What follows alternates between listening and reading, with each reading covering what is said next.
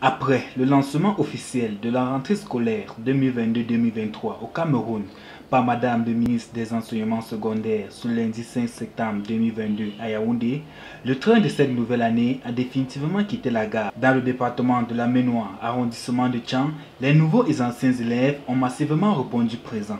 Ménois Espoir Collège, ici, l'ambiance est plutôt de bon enfant entre les camarades. L'on est plutôt fier de l'innovation de cette nouvelle année. L'innovation particulière à Ménois Espoir Collège, c'est l'ouverture de la section anglophone technique qui doit être bel et bien effective cette année scolaire.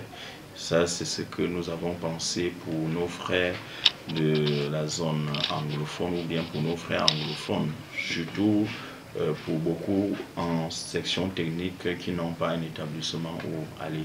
Nous avons bien voulu que Ménois Espoir Collège qu'il se trouve une place.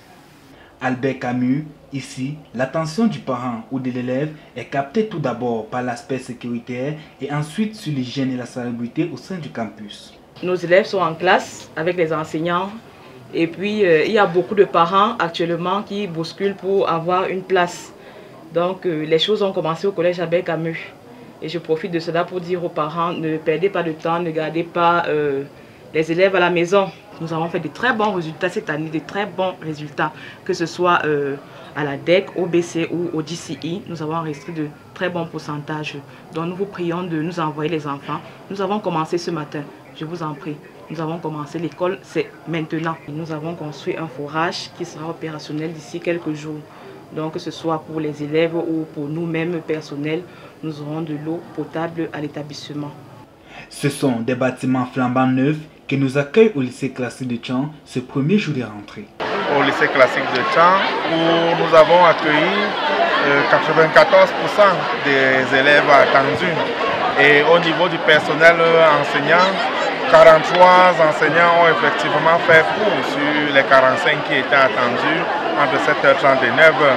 Donc vous comprenez que cette rentrée est effective. Maintenant, nous n'avons pas eu beaucoup de difficultés à pouvoir exfiltrer dans les rangs à l'entrée du portail des élèves qui étaient mal vêtus ou bien mal coiffés. Donc on comprend que les parents ont veillé, n'est-ce pas, à la veille de rentrée pour que des élèves arrivent conformes. Un esprit sain dans un corps sain. Le lycée de Zengme a fait sa plus belle toilette pour accueillir ses enfants. Vous savez, sans la propreté, rien n'est possible. Il faut être propre, pas seulement physiquement, mais intérieurement. Et cette propreté, nous l'avons implémentée à travers déjà l'environnement. Comme vous pouvez le constater au dehors, le campus a été nettoyé, les bancs, les salles de classe, tout, pour accueillir les enfants. De telle enseigne que ce matin, les enfants sont arrivés. Avec ma petite équipe, on a travaillé jusque tard hier pour pouvoir mettre les choses up-to-date. Nous avons effectivement lancé cette rentrée et puis nous avons placé cette rentrée sous le signe de la réussite totale. Pour cette année, le lycée technique de Tchang compte mettre l'accent sur la digitalisation de ses enseignements.